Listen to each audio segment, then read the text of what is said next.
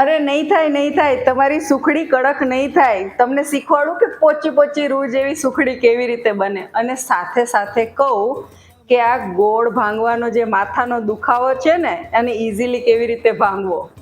જ્યારે પણ આપણે ગોળ ભાંગવો હોય ત્યારે એટલી બધી તકલીફ પડે, તો આ જે ગોળનો રવો એકદમ જે હાર્ડ આવે છે, એને કોઈ પણ વસ્તુ બનાવતા પહેલાં અથવા તો સ્ટોર કરતા પહેલાં એને તમે જો 1 થી 1.5 મિનિટ માટે માઇક્રો કરી લેશો ને, તો ગોળ સોફ્ટ થઈ જશે અને તમે આને ઇઝીલી પીસીસ કરી શકશો અને સ્ટોર કરી શકશો.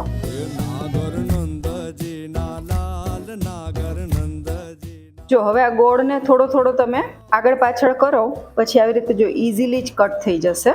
જોયું તમે આ નાઈફ કેટલું મારું ઇઝીલી ફરે છે.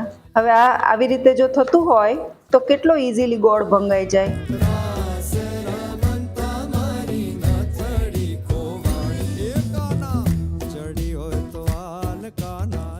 સુખડી બનાવતી વખતે તમે બર્નર ઉપર જ રાખી અને જો ગોળ નાખશો તો સુખડી કડક થઈ જશે.